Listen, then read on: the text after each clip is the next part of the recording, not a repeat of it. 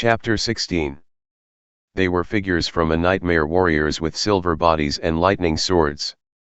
Wherever those blades fell, bodies split in half.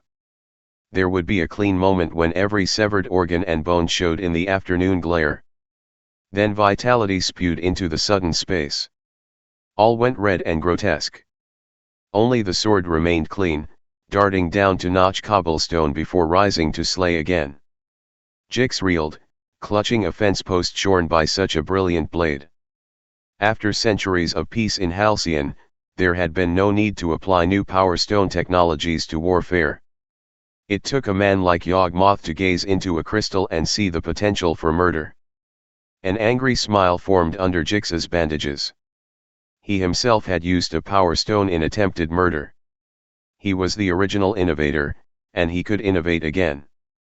Beyond the shorn fence, a sedan chair waited in a small statue garden. Catching an anxious breath, Jix vaulted up over the fence. A sword shaved through wood behind him as though it were mere paper. Leaping into the sedan chair, Jix slid a trembling hand beneath the control crystal. He pulled upward. The craft jittered into the sky. There came a crash below. Jix glanced over the rising edge of the vessel. The silver-garbed warrior who had pursued him into the garden had taken a swing at the sedan chair, missed, overbalanced, and spilled among statues. Marble figures toppled around. And atop the guard, pinging against his armor. His sword had bit deeply into the ground, and he struggled to yank it free. Jix moved his hand to the top of the control stone. The craft plummeted. It spun slowly as it descended and veered toward the struggling warrior. Sword arm pinned under pernicious statues, the man was oblivious. The sedan chair fell like a hammer on the man. Even enchanted armor could not dull that blow. There came a screech and a groan. The warrior collapsed beneath crushing weight. The chair cracked and fell to one side. A hiss of steam went up. Jix clambered from the wreck and surveyed his work. The garden was ruined. Shattered statuary littered the ground, and the warrior lay among the other figures. He was little more than pulp within his power stone armor. It had pulled away from dead muscle. Aching and dizzy, Jix flung back fallen statues, peeled the man's fingers from the sword hilt, and dragged the thing loose. The sword had quite a heft, and it tingled in his grasp. Jix kicked the helm off the bloodied head and set it in place on his own head. It, too, bristled with power. Feverishly, he knelt and tugged at the bloody armor. I can use this sword to seam one of them. To kill 10 of them, he panted as he worked. I can strip them too and dress 10 untouchables. Each of them can kill 10, until we've taken over the whole city. The armor sucked free of the pulverized man. Jix wriggled into the slick suit and felt it tighten around him. Until we've taken over the whole city. The sword cleft the fence one last time, and Jix strode forth. He had not gone 3 paces before he ran his blade into the eye of another guardsman and dragged him into the garden of statues. Cod paused, hauling his sword out of a man's chest. It was horrible work for a healer, to split open this machine work masterpiece. That's not why he paused. He paused because Yawgmoth spoke into his mind.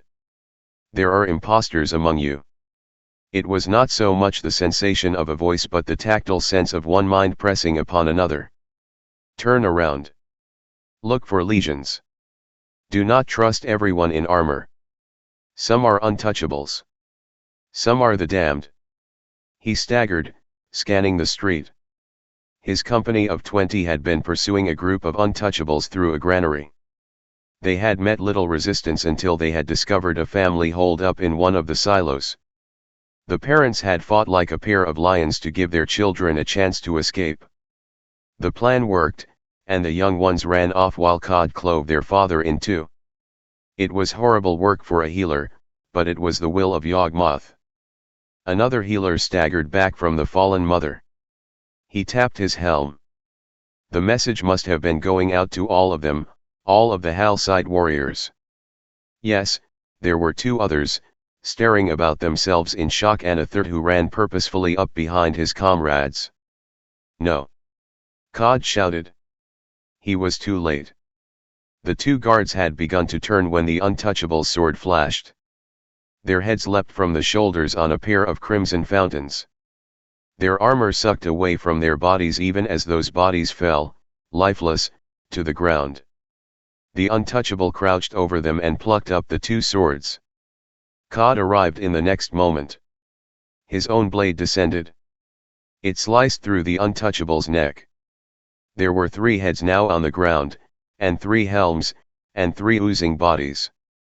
Cod lifted his eyes, unwilling to see their faces, unwilling to be caught by another untouchable in silver armor.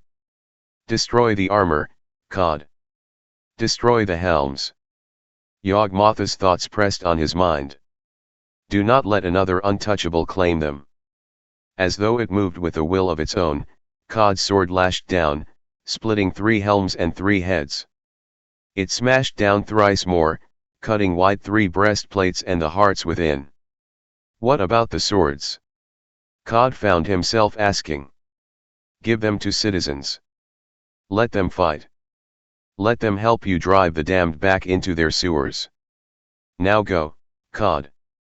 Kill any who remain and pursue the rest below. Nodding numbly, Cod gathered the 3 swords. He strode out of the empty granary. The street beyond thronged with untouchables, tearing down fences, bashing in doors, dragging daggers over the throats of citizens, looting and burning. Cod waded into their midst, slaying savagely, without remorse. You should not have let those children go, Cod. I know, Yawgmoth, I know. Yawgmoth pulled his fingers away from a large grey crystal in the schematic of the lower city. His eyes remained closed. The mental contact persisted for a moment even after the physical connection was broken. The granaries are secure. I have a good man down there. I had 5 good men. Word is out now that untouchables have been disguising themselves in halcite armor. That trick will work no longer. He opened his eyes and noted the expressions on all the faces there. Rebek watched the crystal map table intently. Eldest Jamoth looked green-gilled. She had not spoken a word for hours. The elders had varying expressions: amazement, admiration, concern, doubt, hope. Even a few of Glacian's goblin friends had entered the room. They watched like delighted children. In rapid succession, Yawgmoth laid his fingers on various other power stones. The temple remains secure. The council hall is regained. Crews are scouring the amphitheater and arena. There are only a scant 100 rioters in them, and soon there will be none at all. The 8th terrace will be secure once they are slain. Rebek glanced up from the stones. She shivered, as if chilled by his easy tone. The elders about her nudged each other in quiet congratulation. Their homes and places of work would soon be safe. I would estimate 1,000 halcite deaths and 4,000 rebels. They are on the run now.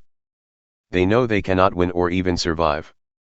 Their leader will always choose to survive. His fingertips clutched the grey power stone linked to the granary. A smile crept across his features. Ah, Jix. Even now he flees back home, down the channel we have been unable to discover. He flees wearing a helmet linked to me. Hands flying now across the array, Yawgmoth closed his eyes. The smile deepened. What are you doing? Asked eldest Jamoth. Yawgmoth did not pause to answer. His hands moved in violent bursts across the matrix. When at last the task was done, he leaned wearily back from the table and blinked his eyes open. I sent a message to each of my soldiers in the lower ward. They all have an exact visual image of the route of Jix's retreat. I commanded the halcite guard to pursue the rebels down into the caves. For what purpose? Rebek blurted. For what purpose? Yawgmoth asked. They are already prisoners down there. Unless you plan a mass execution. Yawgmoth hauled the crystal table up. It swooped past their noses, swiveled, and stood in the cabinet. It seemed no more now than a panel of wood. Yawgmoth placidly closed the doors before it. The war is won, the demonstration concluded. You can't just kill them, Rebek protested. There are many citizens in the quarantine cave. The quarantine cave will not be entered, Yawgmoth pledged. Those orders were clearly given. We are not attacking invalids. We are exacting punishment on rebel murderers. They have slain 1,000 citizens today. Shall we leave them down there to rise again and slay another 1,000? And again? And again. The sooner the threat to the city is ended, eldest Jamoth said quietly, the better. Yawgmoth dismissively brushed his hands. What happens down there is the decision of the Halcite Guard and their captains. I meanwhile have a more important and more pleasant task to perform. He reached into one of the pockets of his armor and drew forth a pendant with a glowing blue stone in it. He opened the chain outward and solemnly drew the amulet around his neck. This is a gift from a friend, an amulet that allows me to call on her in grievous times. Rebek blinked. Call on her. In answer, Yawgmoth clasped the stone between his hands. A woman suddenly appeared in their midst. Thin and muscular, the black-garbed woman had short shorn hair and ebony skin. Her eyes were piercing, and her smile a little mocking. The elders leapt slightly back at her sudden arrival. Rebek stood her ground, eyes narrowing. Deft. In the flesh, the woman responded with a gentle bow. Eldest Jamoth stared suspiciously at her. Who are you? A wizard? Yawgmoth laughed. No, she's grander by far than a wizard. Deft is a new breed of human, a rare and wonderful breed. She is the living manifestation of human destiny. Though she was born human, she is now as different from us as we are from animals. I didn't know I was to be put on display, Deft said. She is a planeswalker, Yawgmoth concluded. A planeswalker? What is a planeswalker? It will be easier to show you, Yawgmoth said. I have asked her to conduct us on a tour of some of the planes, to give us an idea of what she is and what we might become. She has agreed. She will take us to walk the plains. Deft swung her arm out, sweeping the company. Her fingertips trailed a palpable magic, as though her arm were a sorcerer's wing. Pinions of energy brushed their heads and bodies and clothes, enveloping them in a gossamer veil. The laboratory faded from view, as flat as an old memory. A crazy geometry ruled the blankness around them. Circles curved outward instead of inward. Pentagons had square corners. Every line bled itself into every other possible line. It was a chaos of potentiality, in which all things simultaneously did and did not exist. The corridors of time, Deft said into their minds. The blind eternities. The bastard plane. Whatever name you would call it, this is the nonsense in which all planes float. Everything that is derives from this place of things that are not. There came no response to her words. The mortals couldn't move. As rigid as statues, they hung there alongside each other, just as they had stood in the laboratory. Yawgmoth, eldest Jamoth, elders, Rebek, and even the goblins, none moved. Only their eyes held life, the spark of intelligence. Suddenly, they were in an utterly different space. It was a sere world of orange rock and windswept sand. In the distance stood fingers of stone too tall and narrow to stand on Dominaria. The sky was red, and through its pale veil, stars winked even at midday. The group stood on that world, their feet imprinting the dust, but the magic pinions of Deft still enfolded them. I will not release you entirely here. You could not breathe, and you would freeze, and your eyes would be drawn from their sockets. If not for these things, you would enjoy this place. Here you could leap thrice your height. I brought you here only to convince you it was nowhere on Dominaria. And now for a more habitable realm. Again into the blind eternities they spun. Again the solid world flattened and folded and inverted itself. This journey seemed more brief, more tolerable. They emerged into another world. They stood on a drifting cloud in an illimitable sky of purple. There was no land below, no sunny emptiness above, only this all-enveloping purple and the stacks on stacks of cloud. A fine mist about their knees condensed to solid ground beneath their feet.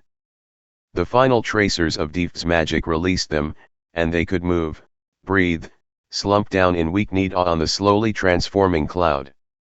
Rebek strode gently forward. Her feet made a wet sound on the cloud. It clutched enviously at her. A few paces led her to a cloudy cliff. She walked with ease over the knob of stone and stood there, perpendicular to the rest of the group. In a plain that is only cloud and sky, it is better if one cannot fall, Deep said gladly. She swept her hand out again. The gesture enveloped the company in silken bands of power. Rebek seemed to be lying on her side as they jagged through the halls of time. When the company emerged again, she was in fact on her side. There would have been no better place to be on the lofty meadow. Those who were not lying down or at least kneeling collapsed. As high as the clouds had seemed, this sunny overlook was 10 times as terrifying. Below the cliff's edge, wide rivers formed slender threads on a wide plain. Ancient forests seemed but clinging lichens. The endless ocean at the edge of it all visibly curved. Only Deep remained standing, and beside her, Yawgmoth, because he leaned on her. His voice was giddy in that soaring place. This is our destiny. It begins today. I have asked Deep to find me a paradise, a perfect plain, and make a permanent portal to it from Halcyon. The caves of the damned will become a doorway to our paradise. The first who will dwell therein are our own infirm folk made ill by Power Stone Thysis will move into a virgin world, safe from ravaging magic. They will be cured. Once they are, they will open the world to the rest of us for colonization. Yes, elders. I promised to end the riots and have done so. I promised to eradicate the Thysis, and I am doing so. I promised to elevate our race into divinity, to bring us to a perfect world in which even death will hold no sway. This day is a first step toward that glorious new world. The only untouchables who survived in the caves of the damned were those in the quarantine cavern, those with Thysis. It was among them that the soldiers found Jix. Ravaged by disease and war, Jix lay in a dark alcove and panted like a dog with storm terrors. He still wore Power Stone armor and helmet. In one hand, Jix clutched a sword, with which he had slain 18 guards. The mood for killing was gone from him, though. He did not lift the sword when Health Corps workers surrounded him. He did not cling to the hilt when they snatched the sword away. It was lucky for him that he didn't. The workers were ordered to slay anyone who resisted. Had Jix resisted, he would not have survived to see Yawgmoth. Of course, surviving was what Jix did best. Yawgmoth stood above him now. The tip of his sword hovered just above Jix's throat. There would be no escape this time. Why don't you get it over with? Jix asked, trying to sound brave. Get what over with? Yawgmoth replied. Why don't you go ahead and kill me? Yawgmoth sighed impatiently. Whether or not you realize it, Jix, you are my puppet. You have been my puppet for years. I knew you would rise to lead your people. Your idealism runs deep but not as deep as your fear of death. It makes you utterly predictable.